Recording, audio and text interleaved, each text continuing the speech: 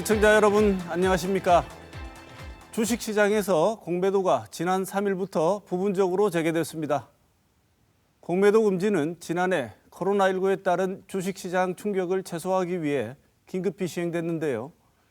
이번 공매도 재개는 시가총액이 큰 대형주부터 허용하고 개인 공매도 참여 범위도 넓히기로 했습니다. 여전히 기울어진 운동장이라는 개인 투자자들의 반대에도 불구하고 1년 2개월 만에 다시 시작된 공매도를 두고 긍정론과 부정론이 엇갈리고 있습니다. 이번 주 이슈 인사이드에서는 공매도 재개가 주식시장에 미치는 영향을 살펴보고 개인 투자자는 어떤 대비가 필요한지 논의해봅니다. 또 코로나 변이 바이러스 지역 확산 우려 등 지난 한 주간 주목할 만한 뉴스도 살펴보겠습니다.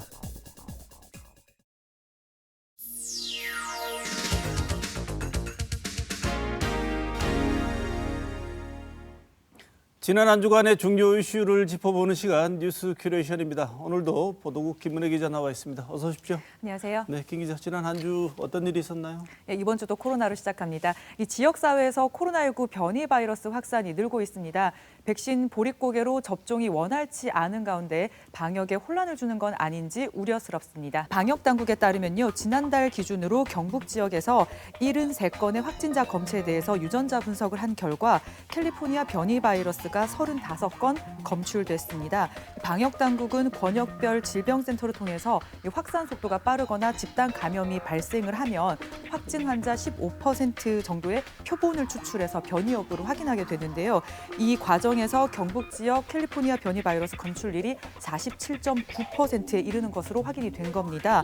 전국 평균은 6.4%고요. 수도권 평균이 3.9%니까 상당히 높은 수준입니다. 울산 같은 경우에 영국발 변이 바이러스 퍼지는 게 심상치 않지 않습니까? 예, 그렇습니다. 이 변이 바이러스 같은 경우에는 전염력은 높고 또 백신에 대한 효과는 떨어지기 때문에 좀 더 긴장해야 될 것 같았는데 조금 소홀한 건 아니었나 생각이 드는데요. 예, 지난해 12월 초에 국내에서 영국 변이 바이러스가 처음 확인이 됐습니다.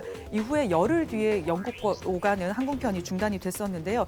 당시만 해도 지역사회로 퍼질 가능성은 낮다라고 봤습니다. 하지만 해외 입국자의 허술한 자가 격리 때문에요, 지역사회로 전파가 이루어졌는데요. 영국 변이 바이러스 감염이 4개월 만에 1,344명이 나왔는데 이 중에 1,070명이요, 국내 감염으로 확인이 됐습니다. 네. 그리고 이 경북 지역에서 많이 발생한 미국 캘리포니아 변이의 경우에요, 세계보건기구가 기타 변이로 분류하고 있다는 이유로 역학조사를 통한 접촉자 사례 파악이나 별도 관리를 하지 않는 것으로 나타났습니다. 국내에서는요. 이 세계보건기구는요, 전파력과 치명률 등 특성이 충분히 파악된 영국, 남아공, 브라질 이 3종을 주요 변이로 파악을 하고 있습니다. 하지만요, 한 전문가는요, 기타 변이라는 게 덜 위험한 게 아니라 얼마만큼 위험한지 아직은 모르는 변이로 봐야 한다면서 영국 변이가 전파력이 꽤 높다고 알려져 있는데요. 캘리포니아 변이도 전파력이 낮기는 하지만 이 특정 지역에서 확산이 크게 됐다면 방역당국이 이를 포착을 하고 대책을 세웠어야 한다, 이렇게 지적을 했습니다. 또 이 질병청에서만 지금 가능한 변이 바이러스 여부 판단 체계를 바꿔야 한다. 그러니까 각 시도 보건환경연구원이 이 변이를 판단할 수 있도록 판독을 가능하게 하면요, 신속한 대응이 가능하다, 이런 주장도 나왔습니다. 정부는 다음 달까지 1,300만 명에 대한 1차 접종을 마치겠다는 계획이지만요, 지금 백신 수급 상황이 변수가 되고 있습니다. 그런 만큼 이 특정 지역을 중심으로 보이고 있는 변이 바이러스 확산 추이는 세심하게 살펴봐야 될 것 같습니다. 변이 바이러스 등등 아직 코로나 상황이 심각한 것 같은데, 그런데 지난 어린이날 풍경을 보면 코로나에 대한 경각심이 정말 둔감해진 것 같아요. 네. 아직까지는 전부 다 마스크 벗는 날까지 경계심을 넣으면 안 될 것 같습니다. 그렇습니다. 다음 소식 전해주시죠. 코로나19 유행 속의 아동학대 등의 신체 피해, 그리고 돌봄 사각지대에 놓인 아이들의 어려움 등이 많이 조명이 됐는데요. 어린이들의 마음의 그늘도 짙어지고 위험 신호가 켜지고 있는 것으로 나타났습니다. 앞서 말씀하신 대로 5일 어린이날이었습니다. 코로나19 유행 속에 지난해에 이어서 올해도 마스크를 쓰고 지낼 수밖에 없는 어린이날을 조명하는 보도들이 많았는데요. 오랜만에 야외로 나왔다는 아이들 소원이 마스크 벗고 친구 만나고 학교에 가고 뭐 이러고 싶다라는 대답이 참 짠하게 느껴졌습니다. 코로나19 유행이 장기화되면서 이 코로나 블루가 많이 언급이 됐잖아요. 그런데 어른들만큼 아이들 또한 스트레스와 불안이 큰 것으로 나타났습니다. 초록우산 어린이재단이 발표한 아동 행복지수를 보면요. 지난해 아동 청소년의 삶의 만족도는 6.93점으로 2017년 7.27점보다 낮아졌습니다. 부정적인 정서는 대부분 심해졌는데요. 우울, 불만은 2018년 3점 만점에 1.17점에서 지난해 1.27점으로 상승을 했고요. 그리고 걱정, 스트레스, 외로움도 커진 것으로 나타났습니다. 학교를 가지 못했잖아요. 아동 청소년이 생각하는 주관적 학업 성적도 2018년 6.95점인데 반해서 지난해는 6.22점으로 낮아졌고요. 심각하게 자살을 생각해 본 적 있냐? 이런 질문에 답한 비율이 2년 전보다 3%포인트 늘었습니다. 아이들이 학교를 안 가게 되면 어른들은 흔히 학교 안 가니까 좋겠다 이렇게 얘기를 하는데 그건 네. 전부 어른들 생각이고 아이들은 그렇게 생각하지 않겠지요? 예, 아이들 속마음은 다르다고 하는데요. 전국 교직원 노동조합이 전국의 초등학교 4학년에서 6학년 학생을 대상으로 한 조사에 따르면 60.2%가 원격 수업보다는 매일 학교로 가고 싶다 이렇게 답한 것으로 나타났습니다. 등교 수업을 원하는 이유는요. 일단 친구들을 만날 수 있다가 가장 많은 비율을 보였고요. 체육 수업도 한다. 그리고 급식 이런 부분도 답변에 나왔습니다. 전교조는요. 코로나로 인해서 초등학생들의 삶이 큰 변화를 맞았다면서 이 원격 수업을 한동안 사라져버린 수많은 경험과 기회가 이들의 삶에 어떤 영향을 미칠지 심각하게 생각해야 한다면서 학생들이 등교를 하면서 공동체 안에서 성장할 수 있는 기회를 최대한 보장해야 한다 이렇게 이야기를 했습니다. 그리고 아동권리보장원 관계자도요. 코로나19는 아동의 일상, 정신, 건강, 학습 영역에 많은 변화를 가져왔고 그리고 또 소득 격차에 따라서 어려움을 겪는 정도도 다르게 나타나는 걸 지금 보고 있다면서 부모의 사회 경제적 지위에 따라서 돌봄의 불이익이 받는 일이 없도록 돌봄의 재구조화가 필요하다 이렇게 밝혔습니다. 아동 청소년들은요 어른들보다 이 코로나19 감염병에 대한 정보를 정확히 얻을 수도 그리고 이걸 정확하게 이해하기도 어렵습니다. 아직 어리기 때문인데요. 때문에 막연히 어른들이 위험하다, 집 밖에 나가지 마라 하면서 일상생활을 막는 이런 상황을 그저 견디고 지내는 상황일 수밖에 없습니다. 어린 나이에는 단순히 공부만 있는 게 아니라 이 또래들과의 상호작용을 통해서 배우는 것들이 많은 나이인데요. 지금 그런 것들을 많이 잃어버리고 있습니다. 아이들이 몸도 마음도 건강하게 자랄 수 있도록 하는 것, 이 코로나19 유행 상황 속에서도 역시나 어른들의 역할이 중요해 보입니다. 네, 우리 어른들도 이렇게 지치는데 아이들은 오죽하겠습니까? 우리가 그 다양한 코로나 검사법 개발했듯이 아이들을 위해서 좀 이런 것들을 타개할 수 있는 방안을 좀 창의적인 아이디어를 좀 네. 생각을 하고 고민을 해야 될 것 같습니다. 예. 네, 다음 소식 전해주시죠. 네, 이건희 삼성전자 회장 사망 후 기증된 이른바 이건희 컬렉션을 두고 전국 지자체 곳곳이 모시기 경쟁에 나섰습니다. 고 이건희 삼성 회장 유족들이 지난달 말에 상속과 기증에 관한 계획을 발표를 했는데요. 국보 14점과 보물 46점을 포함한 문화재 21,600여 점은 국립중앙박물관에 그리고 김환기와 피카소가 포함된 근현대 미술작품 1,600점은 국립현대미술관에 기증하겠다고 밝혔습니다. 기증을 통해서요 유족들은 조 단위의 세금을 절약을 할 수 있게 됩니다. 그리고 고 이건희 회장 유족들은요 미술품 작가의 고향 지역 국공립미술관을 선택을 해서도 일부를 기증을 했는데요. 이에 따라서 대구미술관에도 이인성, 이쾌대, 유영국 등 근대화가 8명의 작품 21점이 그리고 전남 도립미술관 그리고 광주 시립미술관도 기증을 받았습니다. 이 워낙 양이 방대하다 보니까요. 국립중앙박물관이나 현대미술관 수장고 공간이 부족한 상황이라고 하는데요. 이후 문재인 대통령이 내부 회의를 통해서 별도의 전시실이나 공간을 마련하라 이렇게 지시한 일이 알려졌습니다. 이 사실 알려지면 여러 지자체들이 유치 경쟁이 정말 장난이 아닐 것 같습니다. 예, 그렇습니다. 먼저 박형준 부산시장은요 SNS를 통해서 서울 등 수도권의 문화시설이 집중된 점을 언급을 하면서 대한민국의 문화 발전을 위한 고인의 유지를 살리려면 수도권이 아닌 남부권에 짓는 것이 온당하다 이렇게 이야기를 했습니다. 그리고 삼성전자 창업주 이병철 회장 생가가 있는 경남 의령군도요. 지방 상생 그리고 균형 발전을 언급하면서 유치 의사를 밝혔고요. 삼성전자 본사와 그리고 이 회장 묘소가 있는 경기 수원시에서는요. 특히 그 지역 출신 정치인들이 유치를 해야 된다 이렇게 강하게 주장을 하고 있습니다. 그리고 뭐 세종시는 전국에서 접근성이 가장 좋다. 그리고 진주시, 경남 진주시는 이 창업주가 여기서 초등학교를 다녔다 이러면서 유치 의사를 밝히고 있습니다. 네, 상황이 이렇다면 대구시도 가만히 있으면 안 될 것 같은데요. 네, 그렇습니다. 고 이건희 회장 출생지이자 그리고 삼성그룹이 시작된 대구시도 한국 근대 미술의 흐름을 주도해 왔다면서 이건희 미술관을 유치하겠다 이렇게 밝혔습니다. 미술관을 유치하게 되면요, 대구 미술관과 그리고 하반기에 착공 예정인 간송 미술관과 함께 고전에서부터 근대, 현대 미술을 잇는 명소가 될 것으로 기대를 하고 있습니다. 미술관 건립에 대한 구체적인 계획이 나오지 않았는데도 이 지자체들이 이렇게 유치에 발벗고 나서는 이유는 아무래도 지역 발전 때문이겠죠. 이건희 회장이 기증한 미술품들을 감정가가 최대 3조 원대라고 합니다. 그리고 이 국내외 거장들의 작품이 다수 있기 때문에 미술관이 들어서기만 한다면 그 지역의 관광 산업 활성화는 뭐 말하지 않아도 될 것 같습니다. 그리고 또 미술관 등 대형 사업 유치를 하게 되면 선출직 단체장이나 정치인들도 지적이 될 수밖에 없겠지만요. 가장 중요한 것은 기증된 미술품이 잘 보관이 되고 이렇게 보여지는 거가 아닐까 싶습니다. 과도한 유치 경쟁은 지역 간 갈등을 불러오기 때문에 투명한 평가가 이루어져야 될 것 같습니다. 단 이 구체적인 계획이 나온다면 말입니다. 네, 미술관에 작품을 유치하고 미술관의 질을 올리는 것은 각 지자체가 열을 올리고 있는 지역 축제를 열심히 하는 것과는 괴가 다른 얘기잖아요. 예, 역량이 있어야죠. 그것도 그런 차원이기 때문에 대구시에 유치되기를 간절히 바라봅니다. 네, 네, 지켜보겠습니다. 네, 마지막 소식 전해주시죠. 부실 급식의 폭행, 갑질 등 여러 피해 사례, 이른바 군대 미투가 SNS를 통해서 쏟아지고 있습니다. 김에 간단히 버무린 밥, 그리고 한눈에 봐도 뭔가 부족해 보이는 것 같은 식판, 이 휴가 복귀 뒤에 격리되는 병사들에 대한 부실 급식이고요.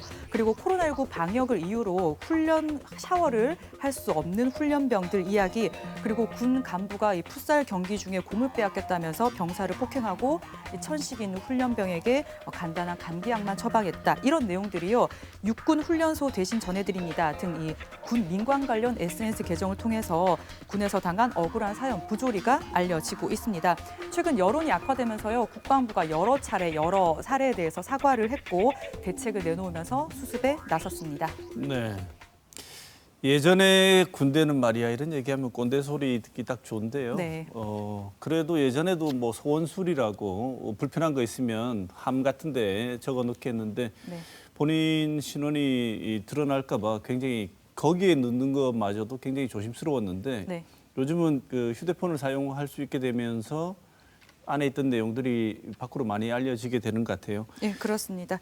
지난해 7월부터요. 국방부가 일과 시간 후 병사들의 휴대전화 사용을 전면 허용을 했습니다. 평일에는 원칙적으로 일과 시간 후인 오후 6시부터 9시, 그리고 토요일과 공휴일에는 오전부터 오후 9시까지 개인 휴대전화를 사용할 수 있는데 대신에 이 카메라 기능을 차단하는 보안 앱을 설치를 해야 되고 그게 되지 않는 핸드폰은요. 카메라에 스티커를 붙여야 됩니다. 물론 국방부가 이런 안을 처음 냈을 때요. 논란이 많았습니다.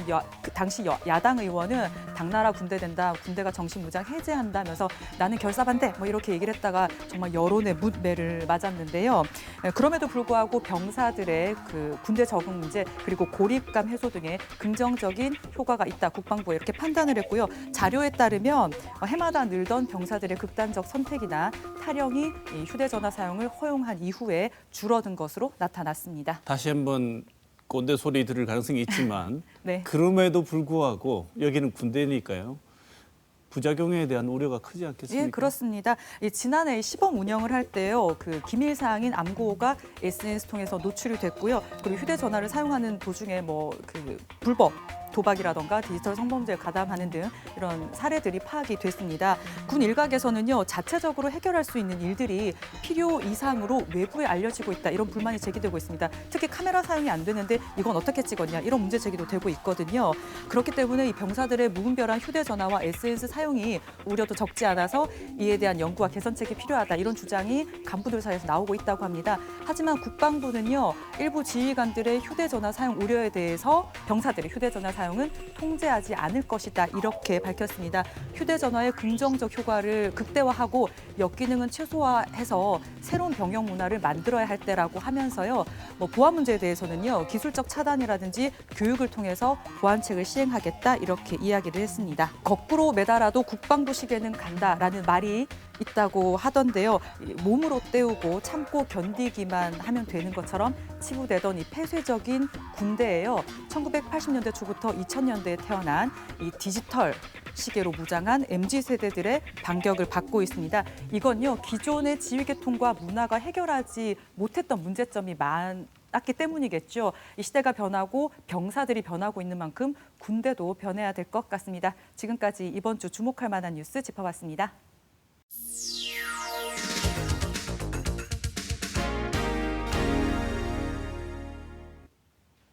(5월 3일부터) 주식 공매도 거래가 부분적으로 재개됐습니다.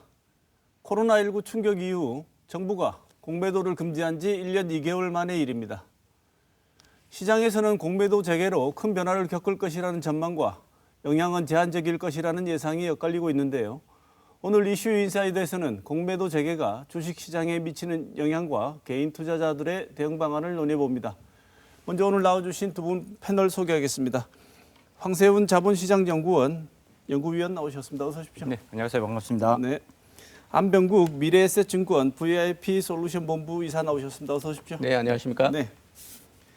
그동안 말도 많았던 공매도 재개가 시작이 됐습니다. 이게 이제 1년 2개월 만에 네. 지난 3일부터 재개가 됐습니다. 이 때문에 찬반도 많았고요. 투자자들, 특히 개미 이번에 이제 주식에 진입한 개미 투자자들 같은 경우에는 굉장히 걱정과 우려가 많았습니다. 실제로 지난 한 주 동안 볼 때 공매도 재개가 시장에 어떤 영향을 미쳤는지 간략히 먼저 안 이사님 먼저 말씀 주실까요? 예, 일단 5월 3일에 이제 공매도가 다시 재개가 됐는데요. 실질적으로 5월 3일 당일에는 시장에 조금 영향을 미쳤다라고 볼 수 있을 것 같습니다. 네. 심리적인 부분일 것 같은데요. 당일날 코스피 지수는 한 0.65% 하락을 했고요. 코스닥 시장이 조금 더 영향을 많이 받아서 2.2% 하락을 하면서 특히 이제 코스닥 시장에 대한 불안감이 좀 커지는 그런 양상이었습니다. 그런데 뭐 5월 3일을 제외하고는 코스피 시장은 오히려 계속 지금 올라가면서 오히려 3,200포인트를 재도전하는 그런 상황이고 코스닥 시장도 상당히 좀 안정된 흐름을 나타내고 있는 상황이기 때문에 지금 상황에서 공매도 때문에 시장이 많이 빠질 것이다라는 그런 우려감은 좀 기우가 아닐까라는 그런 생각을 갖고 있습니다. 네. 황세훈 박사님 어떻게 보십니까? 네, 저도 일단 안 이사님과 전체적으로 동의를 하는 부분들이 많고요. 일단 코스피 시장과 코스닥 시장은 다소간의 차이가 관찰이 되기는 했었습니다. 일단 5월 3일 날 공매도가 재개된 첫날 코스피 시장은 20포인트 이제 하락을 했고요. 코스닥 시장은 21포인트 하락을 했죠. 코스닥 시장은 2.20% 하락을 했습니다. 그렇기 때문에 첫날에는 당연히 코스닥 시장에 상대적으로 큰 영향이 나타났다. 근데 시장이 하락하기는 했지만 이게 추세적인 하락으로 평가하기는 대단히 어렵습니다. 단기적으로 변동성이 확대되고 있다라는 측면으로 접근을 하시는 것이 오히려 더 타당한 해석이라고 보고 있고요. 그리고 이제 충분히 그렇게 해석할 수 있는 부분이 5월 4일 날, 그 다음 날이죠. 화요일 날. 5월 4일은 코스피는 20포인트 상승했고요. 코스닥은 5.39포인트 상승했습니다. 그리고 5월 6일 목요일이죠. 코스피 31포인트 상승을 했고요. 코스닥도 2.79포인트 상승을 했거든요. 계속해서 하락하는 모습을 보여주는 것이 아니라 바로 상승으로 전환을 하고 있습니다. 이런 것은 결국은 공매도가 부분 재개되기는 했지만 시장 전체로서의 미치는 영향을 평가를 해보면 그렇게 크지 않다라고 이제 판단을 내릴 수가 있죠. 네. 두 분 다 공이 내리시는 평가가 시장에 미친 영향은 제한적이었고 오히려 하루만 그랬고 그 다음 날부터 오른 것을 봤을 때는 네. 공매도에 의한 시장에 미친 영향은 거의 없었다고 평가하시는 것 같은데 이번 공매도 재개에 항상 붙는 말이 부분적이다, 네, 네. 제한적이라는 말을 하는데 일부 재개라는 게 어떤 의미가 있는지 안병구 이사 말씀 좀 예, 주실까요? 과거에는 이제 공매도가 이제 시행됐을 때는 이제 종목에 대한 제한이 없었습니다. 어떻게 보면 이제 전 종목 공매도가 가능했었던 네. 그런 상황이었다라고 네. 보시면 되죠. 이제 그렇다 보니까 대형주보다는 이제 중소형주 같은 경우에는 유통 주식 물량이 상대적으로 적기 때문에 이제 공매도가 그런 종목에 집중이 된다라고 하면은 주가에 미치는 영향이 상당히 크게 나타날 수 있었다라는 거죠. 그런데 이번에 재개될 때는 이제 공매도 가능한 종목이 코스피 200 종목 그리고 코스닥 150 종목으로 시가총액 상위 종목을 중심으로 제한을 두었다라는 거죠. 그러니까 시가총액 상위 종목들은 소위 말해서 자본금이 크고 유통 주식 수가 많다 보니까 이제 공매도의 영향에서 상당히 그 어떻게 보면 견딜 수 있는 그런 종목군이다라고 이렇게 보시면 될 것 같습니다. 네. 그래서 이번에 아무래도 코스피 200, 코스닥 150 종목으로 제한한 그런 부분들은 공매도의 어떤 부정적인 그런 부분들을 최소화시키기 위한 어떤 노력의 어떤 결과물이 아닐까라는 그런 생각입니다. 네. 쉽게 말하면 지금 주신 말씀은 공매도 재개할 때 일부 부분적으로 재개한 예. 이유는 체력이 버틸 만한 종목은 해제를 해서 네네. 공매도에 대한 위험을 최소화시키고 전면적으로 한 건 아니다. 네네. 그런데도 불구하고 그동안 주식시장에서 공매도는 굉장히 뜨거운 감자였고 많은 그 개미 투자자들이 선거와 연관돼서도 그렇지만 많은 저항을 했었는데 결국은 이제 세 차례 연기한 끝에 시작을 하게 됐습니다. 황세현 박사님 보시기에 이런 이 저항도 있었고 반대도 많았는데도 불구하고 공매도를 결국 재개하게 된 이유가 있다면 어떤 게 있을까요? 일단 가장 중요한 부분들은 공매도가 가지고 있는 기능들이 정상적으로 시장에서 작동을 해주는 것이 장기적인 관점에서 오히려 더 바람직하다라는 판단을 내렸다는 것이죠. 공매도에 대한 순기능, 이제 개인 투자자분들로부터는 공매도가 어떤 순기능을 가지고 있는지 잘 모르겠다라고 이렇게 불평들 하시는 분들을 상당히 많이 관찰할 수가 있습니다. 그렇지만 외국의 그런 이제 그 학계라든지 이제 보고서 이런 부분들, 그다음에 국내 연구 결과들을 종합적으로 판단을 해보면 공매도가 가지고 있는 그런 기능들, 특히나 이제 가격 발견의 효율성이라든지 그다음에 버블을 억제하는 그런 기능의 중요성은 충분히 인정할 만하다. 더더군다나 코로나19 이후로 대규모로 풀려나갔던 유동성 때문에 주가에 조금 과열이 되는 것이 아니냐 이런 우려들이 오히려 증가를 하고 있었단 말이에요. 그렇기 때문에 그런 과열 우려를 일정 부분 이렇게 완화시킨 필요성들은 계속해서 지적을 받아왔던 부분들이고요. 그다음에 전 세계 주요 주식 시장 중에서 공매도 금지 조치를 계속해서 이어가고 있는 나라는 사실 우리나라밖에 없습니다. 네. 유럽에 있는 국가들은 이미 작년에 다 해제를 했었고요, 일시적으로. 그다음에 올해 이제 인도네시아가 마지막으로 해제를 하면서 우리나라만 유일하게 현재까지 공매도 금지 조치를 이어왔었거든요. 이런 부분들에 대한 부담, 사실 자본시장의 성숙도라든지 그 글로벌 금융시장에서의 역할, 그런 위상들을 감안을 해볼 때 우리나라 같은 경우에는 공매도를 재개를 해서 외국과의 그런 이제 그 거래의 기준, 스탠다드를 맞춰 나가는 것은 오히려 중요한 조치라고 볼 수 있습니다. 네. 공매도가 지니고 있는 긍정적인 역할을 무시할 수 없었고 우리도 이제 시행을 하는 게 바람직하다는 판단하에서 이제 재개가 된 것 같은데요. 많은 개인 투자자들이 우려하고 있고 공매도에 대해서 아직 어떻게 보면 정확한 이해가 안 되신 부분이 있다면 그 본격적인 이해를 하기 전에 두 분의 공매도에 대한 의견을 짧게 한번 듣고 시작하고 싶습니다. 안 이사님 공매도 어떻게 생각하십니까? 공매도라는 부분을 너무 부정적인 부분에 대한 것들만 강하게 생각을 하게 되면은 공매도를 하지 말아야 된다라는 그런 생각을 갖게 될 텐데요. 공매도라는 그런 부분들은 순기능이 분명히 있습니다. 말씀하셨듯이 시장이 과열되는 부분들, 또 종목이 펀더멘탈 대비해서 너무 오버슈팅되는 그런 부분들을 좀 진정시켜주는 역할을 충분히 하는 상황이다라는 점을 감안한다라고 하면은 공매도라는 부분들을 너무 그렇게 부정적으로만 바라볼 필요는 없다라고 생각이 되고요. 그리고 공매도가 시장에 급격하게 영향을 미치는 부분들은 공매도 때문에 시장이 하락하는 부분들이 아니라 어떤 외부 충격이 나왔을 때 공매도 때문에 주가가 조금 더 하락한다라는 그런 개념으로 접근을 하셔야지 공매도라는 그런 기능 자체가 시장을 하락시킨다는 그런 개념으로 접근할 필요는 없지 않을까라는 생각입니다. 네. 전문가들 중에 공매도를 찬성하시는 가장 대표적인 전문가시라서 개미 투자자들한테 많은 항의도 받으시고 심지어는 협박도 받으신 경우가 있다고 제가 들었습니다만 우리 황세현 박사님 그래도 견해가 어떠신지요? 네, 일단 저는 공매도는 유지될 필요성이 있는 제도다라는 생각에는 변함이 없습니다. 공매도가 가지고 있는 그런 기능들이 있는 것이고요. 사실 공매도가 주가 하락의 주요 경로로 작용을 하는 거거든요.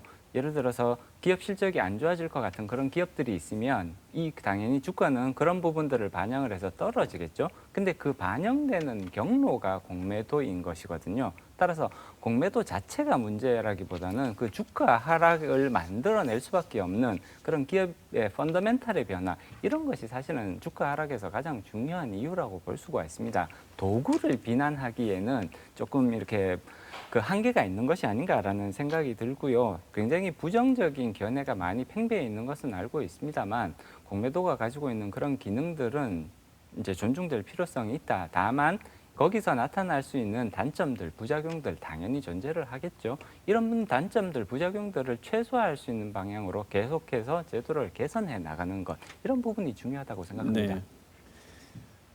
대부분의 주식 투자자들이 공매도에 대해서 부정적인 생각을 하고 계신 이유가 주가가 내려야지 돈을 버는 거니까요. 네네. 그런 게 심정적으로 영향을 미치지 않았을까 이런 생각도 듭니다. 주가가 올라야지 네. 기업과 함께 성장해야지 되는 방식의 투자가 아니라 주가가 내려가야지 돈을 버는 방식은 이 기업과 함께 성장하는 게 네. 아니고 기업이 성장을 안 해야지 내가 돈을 번다는 것 때문에 투기꾼들이 하는 행동 아니냐 이렇게 이미지가 결합이 되어 있는 것 같아요. 이 지점은 좀 이따가 네. 두 분 말씀을 들으면 좀 어떤 게 정확한 얘기인지 알 수 있을 것 같습니다. 먼저 이제 공매도는 재개됐고 주식시장에 어떤 영향이 올지도 한번 살펴볼 필요가 있을 것 같습니다. 개인 투자자들이 가장 우려하는 것은 공매도를 할 때 주가 내려갈까 봐 우려하는 거지 않습니까? 그런데 실제로 주가는 첫날 말고는 내리지 않았어요. 이 이유는 뭐 여러 분석들이 있습니다만 이미 공매도 재개 날짜가 나와 있었고 공매도를 대비해서 이미 주가가 하락할 것이라는 거에 따른 대응 전략들이 이미 펼쳐졌기 때문에 이런 내용들이 선반영되어서 나타난 것이다. 이런 분석들도 있던데 두 분 보시기에 지금 아직은 특징적으로 나타나지 않지만 앞으로 추가적인 충격이 좀 있을 것이다. 혹은 아니면 거의 앞으로도 공매도에 의한 주가 하락이라든지는 영향은 없을 것이다. 어느 쪽으로 보시는지 황세현 박사님 먼저 말씀 주시죠. 네, 일단 추가적인 충격의 가능성은 상당히 제한적이라고 평가할 수밖에 없습니다. 그리고 이제 한 가지 이제 먼저 조금 말씀드릴 필요성이 있는 부분이 시장 전체에 대한 영향과 종목에 대한 영향은 당연히 크게 차이가 날 수밖에 없는 것이거든요. 공매도가 재개되었던 5월 3일의 경우를 살펴보면 재개 첫날에 굉장히 크게 충격을 받은 종목들 나타나죠.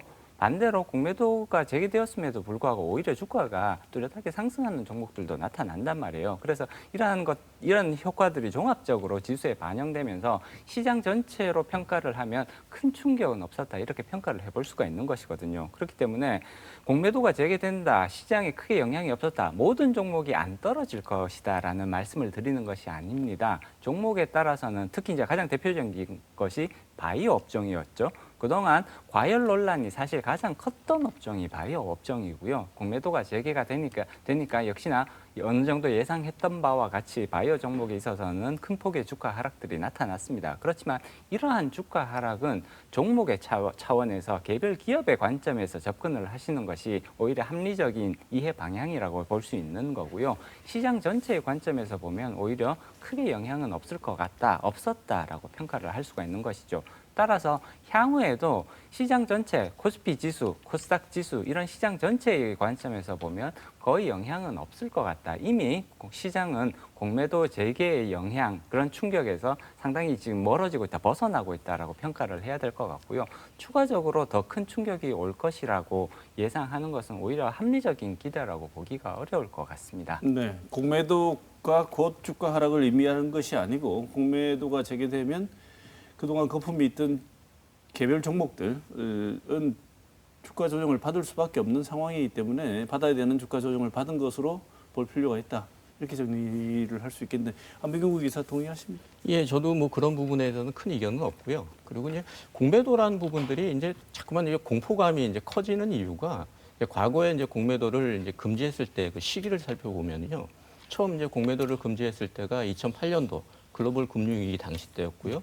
그리고 이제 두 번째 공매도를 금지했던 시기가 2011년 유럽의 재정위기 때.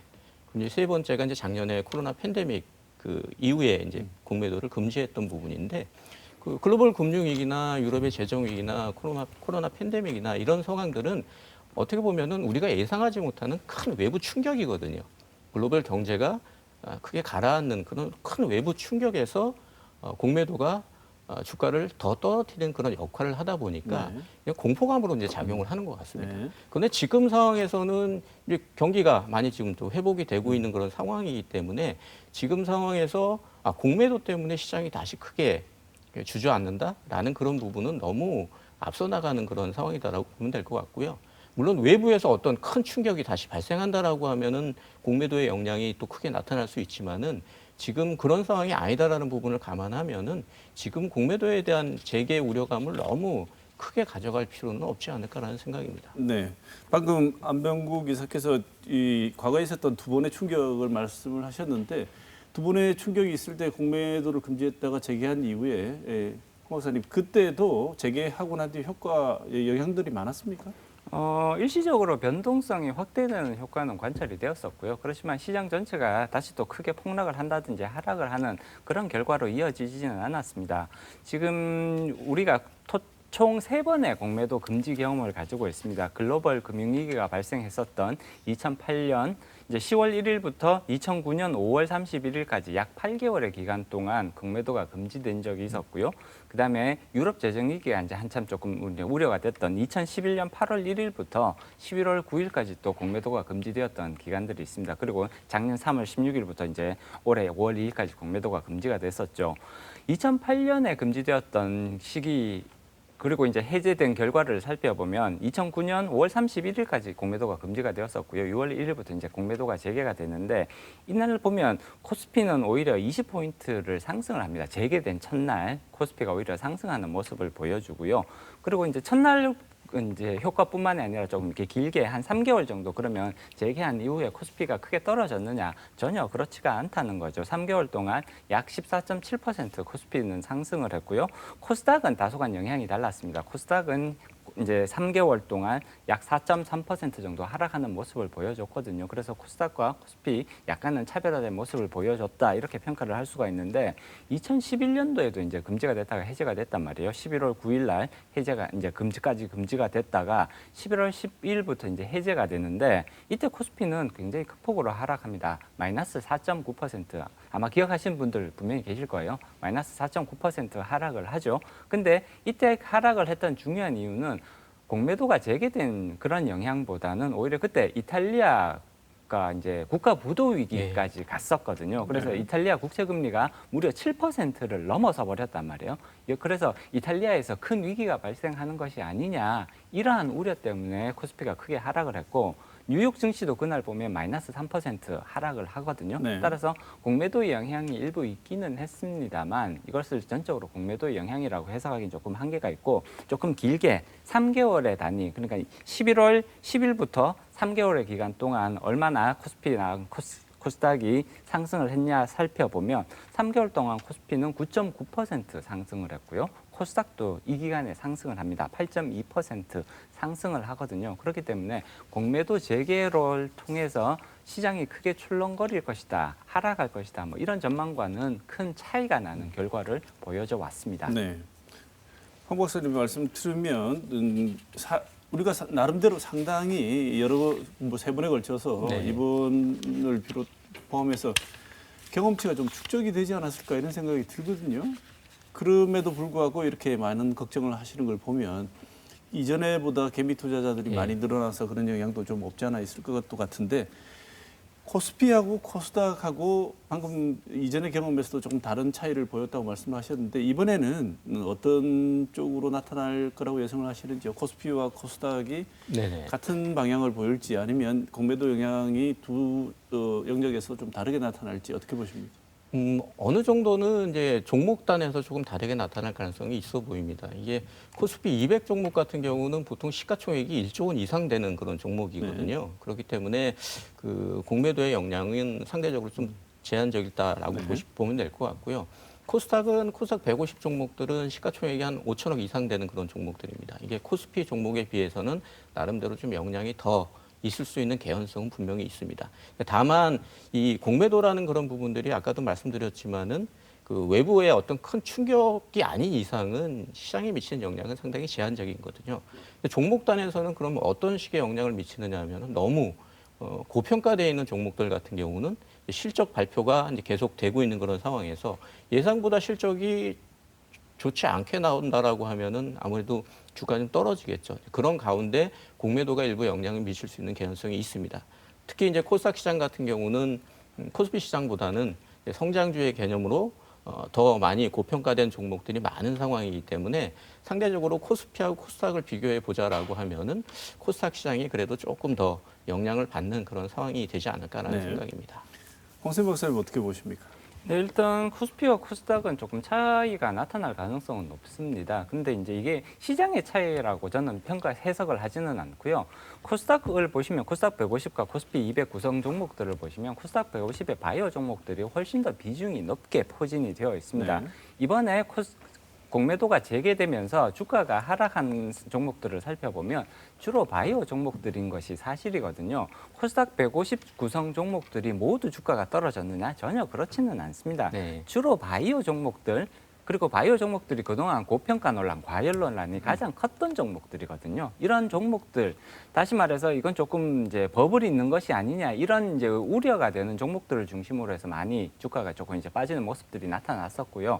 나머지 업종에 있어서는 사실은 공매도가 그렇게 크게 영향을 미쳤다고 평가하기는 어려울 것 같습니다. 그렇기 때문에 코스닥 시장이든 코스피 시장이든 향후 이제 공매도의 영향이 그렇게 크게 차이가 나면 날 것이다 이렇게 예상하는 것보다는 오히려 코스닥 업종에서 코스닥에서는 바이오 업종의 비중 내지는 신성장 아까 지적해 주셨듯이 신성장 업종의 비중이 상대적으로 높다 보니까 이런 업종 지수 구성의 특성이 반영된 결과다 이렇게 해석하는 것이 오히려 더 합리적인 것 같습니다. 자, 두 분 다 크게 볼 때는 코스닥 공매도가 가지고 있는 긍정적인 기능이 작동할 것이다. 그래서 시장의 부정적인 영향보다는 원래 해야 되는 기능이 나타날 것이라고 말씀을 주셨는데 개미 투자자들은 여전히 우려하고 있습니다. 이유는 여러 번 들어보셨겠지만 개미 투자자들에게 공매도가 재개가 된다면 절대적으로 불리한 기울어진 운동장이 주식시장이 된다. 그래서 이번에 재개하기 전에 공매도 제도를 좀 제도적으로 보완을 해서 시행을 하겠다고 여러 번 얘기를 했었습니다. 어떤 점이 보완이 됐나요, 안 이사님? 이게 아마 가장 크게 이제 보완된 부분은 이제 아마 자본시장법이 새로 이제 개정이 되면서 이제 불법 공매도에 대한 처벌이 상당히 이제 강화됐다라고 보시면 될 것 같습니다. 과거에 이제 공매도에 대한 우려감이 더 커지게 만든 이유 중에 하나가 그러니까 이제 그 무차입 공매도라는 그런 부분은 한국에서는 허용이 안 되는 공매도거든요. 근데 이제 일부 기관이나 외국인 같은 경우 그 무차입 공매도를 불법적으로 시행을 해놓고 그리고 처벌이 상당히 약하기 때문에 일부의 벌금만 조금 내면은 그리고 또 이제 똑같은 일을 하고 나니까 이제 그런 부분에 대한 이제 부정적인 이미지가 계속 쌓이다 보니까 이제 공매도에 대한 부정적인 이미지가 더 커지는 그런 상황이다라고 보시면 되는데 이번에 이제 바뀐 부분들은 이제 그런 부분들을 원천적으로 막겠다라는 그런 부분들을 이제 제시를 한 상황이어서 이런 부분들이 제도적으로 만들어 놓고 나서 잘 시행이 된다라고 하면은 뭐 불법 공매도에 대한 그런 부분들에 대한 우려감이 좀 가시게 된다라고 하면은 일반 투자자분들이 기관이나 외국인의 어떤 공매도에 대한 그런 불신들도 이전보다는 많이 좀 약화되지 않을까라는 생각입니다. 네, 그럼에도 불구하고 개인의 공매도를 일부 참여를 허락해줬고 함에도 불구하고 상환기간, 담보 비율 등등 제약 조건을 보면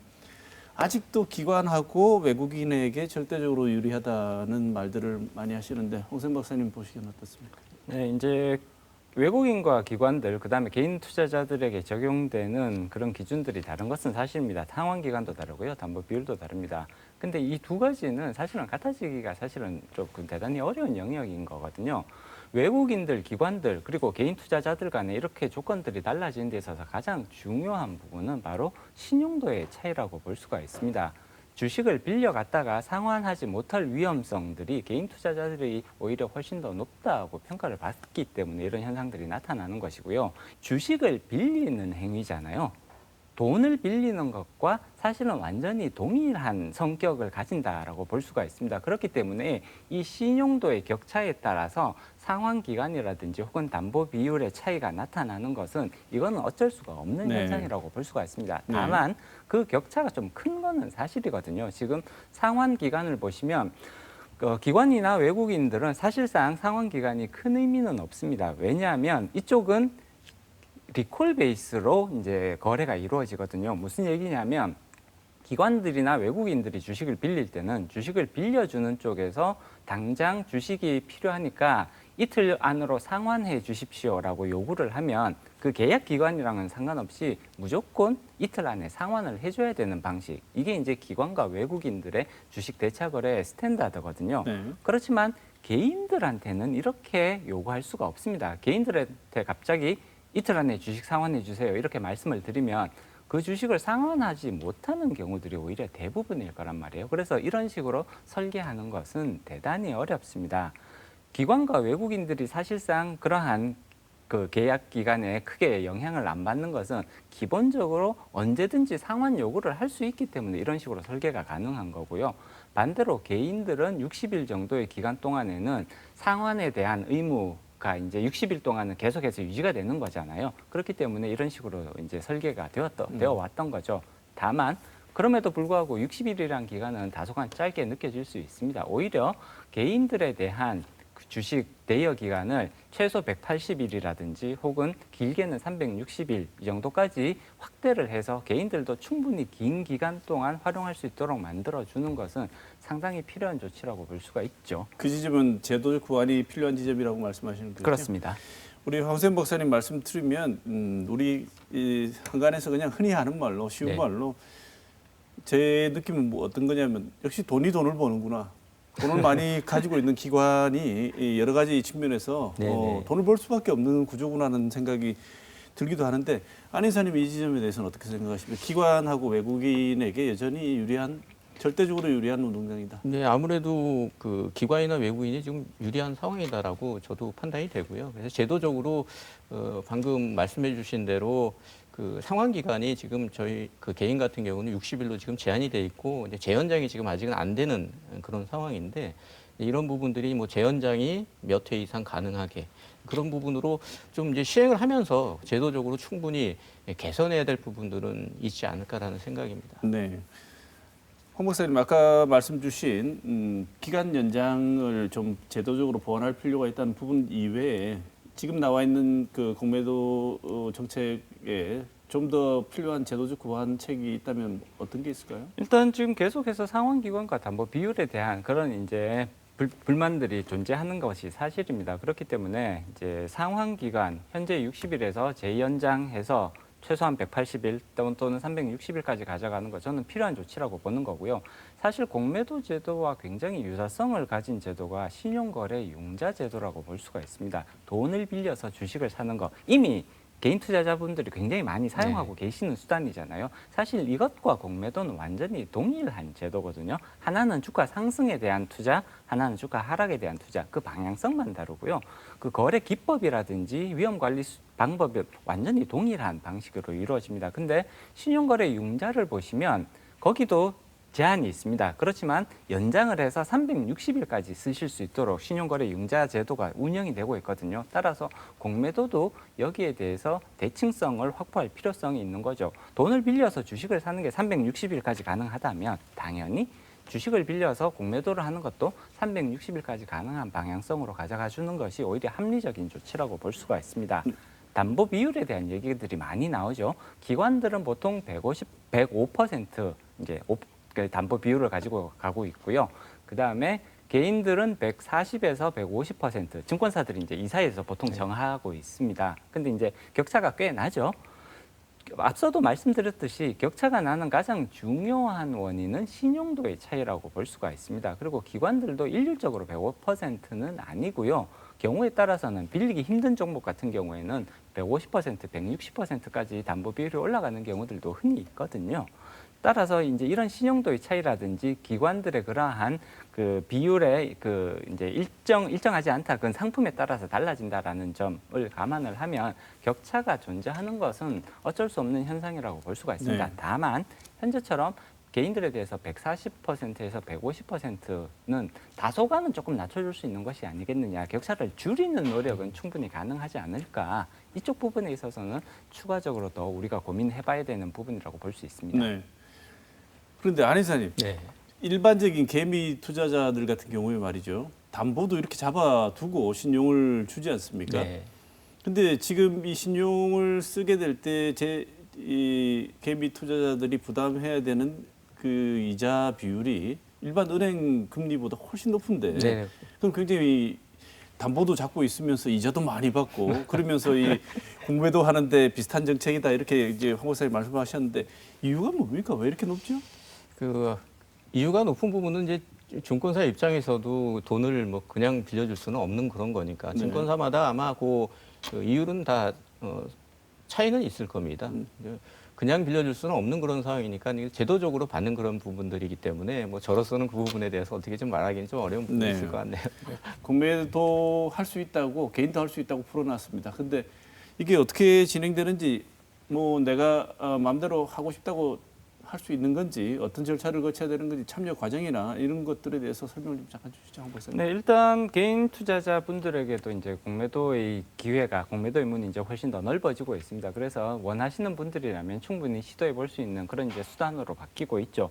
물론 그렇다고 해서 내가 오늘 당장 증권사에 가서 계좌를 열고 바로 공매도를 시작하실 수 있느냐? 그렇지는 않습니다. 여기에 대해서는 아직 그 투자자분들이 충분한 경험이라든지 혹은 그런 이제 노하우 이런 것들을 아직 축적한 상태라고 평가하기는 어렵거든요. 그래서 일단은 교육을 받으셔야 됩니다. 교육을 이수하지 않으시면 공매도 거래에 직접적으로 참여하시기가 어렵고요. 그래서 금융투자협회에서 진행을 하는 그런 이제 교육들 기본적으로 받으셔야 되고요. 그 교육을 이수하고 나시면 그러면 연간 한도가 있습니다. 또 한도 3천만 원 한도 내에서만 이제 공매도 거래에 네. 참여하실 수 있는 이러한 방식으로 제공이 되고 있고요. 조금 자산이 많으신 전문 투자자라면 이러한 이제 한도 제한 없이 이렇게 참여하실 네. 수가 있습니다.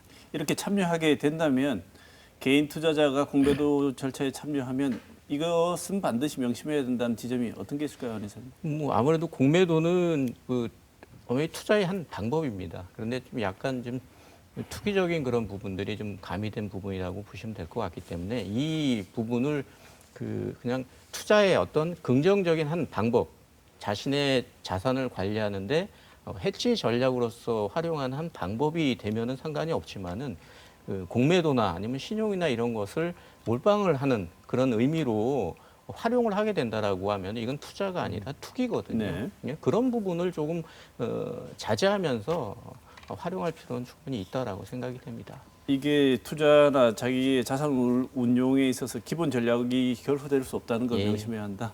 네. 지금 이른바 말하는 동학 개미들이 주식시장으로 많이 유입이 됐습니다. 먼저 동학 개미들이 안 이사님 아직도 시장에서 안 빠져나가고 여전히 유지되고 있습니까? 예, 뭐 지금은 뭐 예탁금이나 이런 부분들이 여전히 시장에서 풍부한 그런 상황이고요. 개인 투자자들의 시장 참여는 여전히 좀 꾸준하다라고 네. 보시면 될 것 같습니다. 그렇다면 지금 개인 투자자들이 여전히 남아 있는 상황에서 공매도가 재개된 이 시점에 투자 전략이랄까요? 이런 걸 좀 조언을 주신다면 어떤 게 있을까요? 공매도라는 부분은 계속 강조하지만 어떤 외부 충격에 의해서 지수가 급락하지 않는다라고 하면은 크게 이렇게 우려할 그런 제도는 아닙니다. 그렇기 때문에 지금 상황이 글로벌 시장 전반적으로 여전히 꾸준하게 상승 추세를 유지하고 있는 그런 상황이다라고 하면은 오히려 공매도를 했다가 더 손실을 볼 수 있는 그런 가능성도 있는 상황이기 때문에 뭐 시장이 여전히 저는 완만하지만은 지속적으로 상승 가능하다라는 그런 쪽에 무게를 두고 있는 상황이기 때문에 지금 상황에서 공매도 때문에 시장이 떨어질 거다라는 그런 우려감보다는 글로벌 경기가 회복되면서 시장이 안정적으로 올라갈 것이다라는 그런 부분에 무게추를 두고 오히려 시장이 접근할 필요가 있다라는 생각입니다. 네. 황 박사님 개미들에게 조언을 좀 주신다면요? 일단 공매도 현재의 상황에서 공매도에 대해서 너무 두려워하실 필요성은 없을 것 같습니다. 시장에서 조금 과도한 수준의 그런 공포감들이 존재하는 것이 아닌가 있다라고 그렇게 평가를 해야 될 것 같고요. 지금 작년에는 우리나라가 마이너스 경제 성장을 보였죠. 그렇지만 올해 초만 해도 우리나라가 이제 3% 정도의 경제 성장이 다 가능할 것이다라는 전망이 나왔습니다. 그리고 현재는 이러한 경제 성장률 전망치가 계속해서 상향 조정이 되고 있거든요. 그래서 현재는 3%대 후반 정도가 충분히 가능하지 않을까 이렇게 지금 상향 조정이 되고 있습니다. 그만큼 기업 실적이 추가로 개선될 가능성들이 높다라는 것을 의미하는 것이고요. 주가가 이러한 부분을 반영할 가능성이 더 크다고 볼 수가 있습니다. 주가의 하락 가능성, 물론 이제 종목에 따라서는 당연히 다르겠죠. 그렇지만 시장 전체로 봤을 때는 지수의 하락 가능성보다는 지수의 상승 가능성이 더 높은 시점이라고 볼 수가 있습니다. 공매도가 대규모로 집중되기가 어렵다고 예상을 하는 근본적인 이유가 여기에 있는 것이거든요. 따라서 이러한 부분들 충분히 감안을 해주시면 좋을 것 같고요.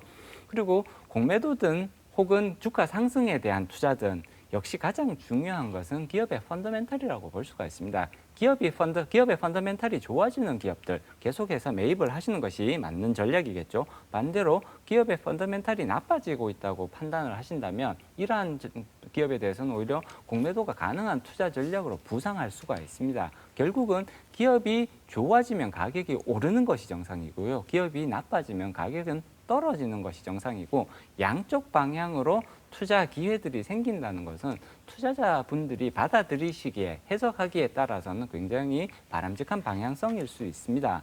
작년에 동학개미들이 대거 유입이 됐죠. 그리고 이러한 동학개미들은 공매도가 재개되는 것을 한 번도 경험해보지 못하신 분들이 많으실 것 같아요. 그래서 오히려 이런 공포감들이 지금 더 커지고 있는 게 아닌가라는 생각이 드는데 공매도 재개가 시장의 방향성 자체를 바꾸기는 어렵습니다. 펀더멘탈에 집중하시는 그런 모습 그리고 장기 투자의 관점에서 접근하신다면 이런 공매도 재개는 충분히 이겨내실 수 있을 것이라고 생각합니다. 네. 끝으로 혹시 토론 중에 못 하신 말씀이 있으면 1분씩 드리겠습니다. 클로징으로 안 이사님 먼저 말씀해 주시죠. 예, 그 시장이 크게 이렇게 걱정할 만한 그런 상황으로 가지는 않을 거다라는 판단을 갖고 있기 때문에 그 펀더멘탈이 좋은 종목 그리고 중장기적인 관점에서 시장을 접근할 필요가 지금 있는 상황이다. 공매도라는 그런 부분을 너무 과대 포장해서 우려할 그런 상황은 아니다라는 그런 부분으로 다시 한번 강조드리고 마칠 수 있도록 하겠습니다. 홍 박사님. 네, 일단 지금 이제 공매도에 대해서 걱정이 많으신 분들이라면 내가 어떤 종목을 가지고 있는지를 다시 한번 평가해 보셨으면 좋겠습니다. 괜찮은 종목들, 펀더멘털이 튼튼한 종목들이라면 사실은 공매도에 대해서 그렇게 우려하실 필요는 전혀 없다라는 말씀을 드리고 싶고요. 그럼에도 불구하고 내가 가진 종목들을 고민을 해봤을 때 공매도가 조금 걱정이 된다. 그러면 이것은 결국은 상당히 위험성이 높은 종목들의 비중이 높다. 이렇게 이제 해석이 가능한 부분이거든요. 따라서 그러한 점들을 충분히 감안을 해서 포트폴리오에 대한 조정을 하신다면 결국은 공매도도 헤쳐나갈 수 있는 그런 부분이 크다라는 말씀을 드리고 싶습니다. 네. 오늘 공매도 재개에 따른 주식시장에 미칠 영향에 대해서 황세훈 자본시장연구원 연구위원, 안병국 미래에셋증권 VIP솔루션 본부 이사 두 분 모시고 좋은 말씀 들었습니다. 오늘 말씀 감사드립니다. 고맙습니다. 네, 감사합니다. 고맙습니다.